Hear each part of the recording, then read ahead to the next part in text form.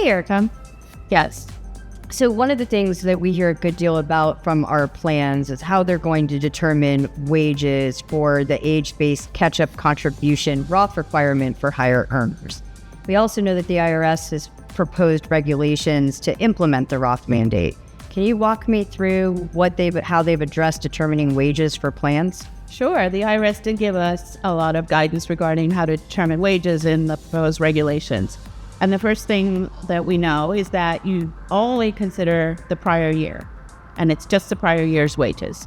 The second thing is that employers do not need to consider other jobs that the participant might have part-time or with somebody else, just the prior wages with that employer. And then thirdly, they don't need to worry about prorating for a participant who does not have wages for the full year.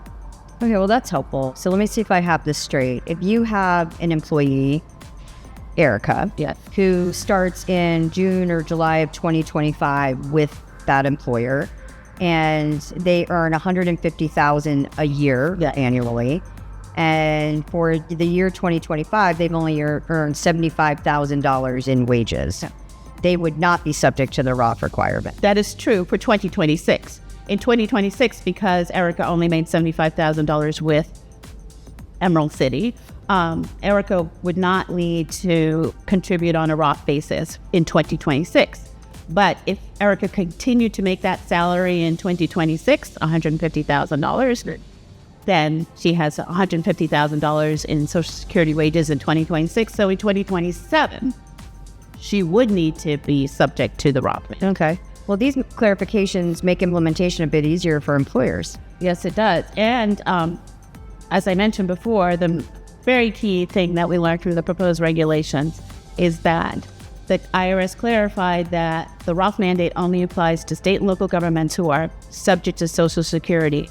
If they have no Social Security wages, then they're not subject to the Roth mandate. Okay, well, that's extremely helpful for governments in their implementation then.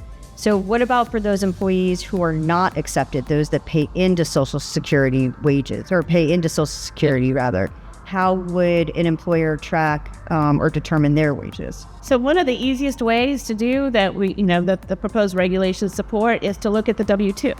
So the W-2 in box 3 says Social Security wages. So if those aren't $145,000, it's under $145,000 in 2025 for employees who participate in Social Security, then they're not subject to the mandate. And then if you don't know whether an employee is subject to Social Security, if there's a 0 in there in that box 3, they're not subject to Social Security. They can continue making pre-tax contributions up to the limit. Okay, so based on what the IRS has structured in these proposed regs, should plans be implementing with this today? Yes, absolutely. The proposed regulations said we're not getting another delay. And they also say that plans can have reasonable reliance on these proposed regulations until they're final. So there's no time to waste. Okay, 2026, right around the corner. Here we go.